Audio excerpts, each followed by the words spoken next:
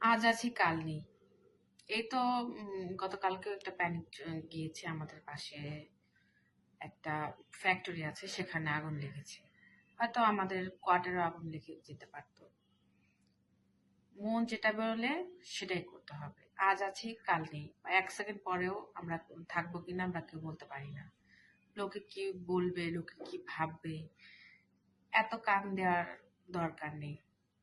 ধরুন আপনি বা আমি আজকে মারা গেলে হয়তো কিছুক্ষণ পর আমার লাশটা দাফন করে ফেলবে।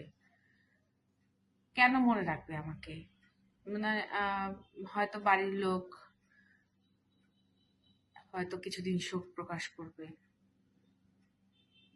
তারা কিন্তু কারোর জন্য কোনো কিছু থেমে থাকে না। আপনি থাকবেন না, আপনার অনুপস্থিতিতে আরেকজন চলে আসবে। যেখানে আপনি দীর্ঘদিন জব করতেন, আপনি থাকবেন না, কোনো সমস্যা নেই। আপনার পরিবর্তে আরেকজন লোক এসে হাজির হবে। আপনার ফ্যামিলির জন্য সারা জীবন এত কিছু করছেন, আপনি থাকবেন না, তারা হয়তো 1 দিন 2 দিন মন খারাপ করবে, তারপরে ঠিক হয়ে যাবে।